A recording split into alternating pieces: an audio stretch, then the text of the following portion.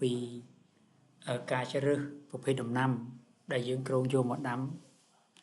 នៅលើប្រព័ន្ធ hydroponic ណា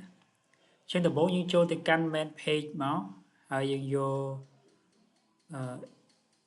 យើងចុចលើ zero all target ដើម្បីឃើញ00ដូចនេះទាំងអស់មក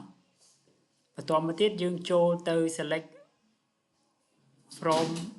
database បាទអញ្ចឹងយើងរើសប្រភេទដំណាំសន្មតថាខ្ញុំរើសយកដំណាំសាឡាត់ tropical lettuce ដូច្នេះវានឹងបង្ហាញជាទិន្នន័យថាអ្នកចង់ដាំដំណាំអ្នកត្រូវតែមានធាតុសកម្មមួយចំនួនដូចបង្ហាញនៅក្នុងរូបភាពនេះអញ្ចឹង1 2 3 4រហូតដល់12ធាតុបាទចឹងដើម្បីរើសប្រភេទដំណាំយើងចូលទៅប្រភេទទៅ dialog box drop down box ដោយលោកគ្រូបានបង្ហាញទៅប៉ុណ្ណឹងជាការស្រេចបាទ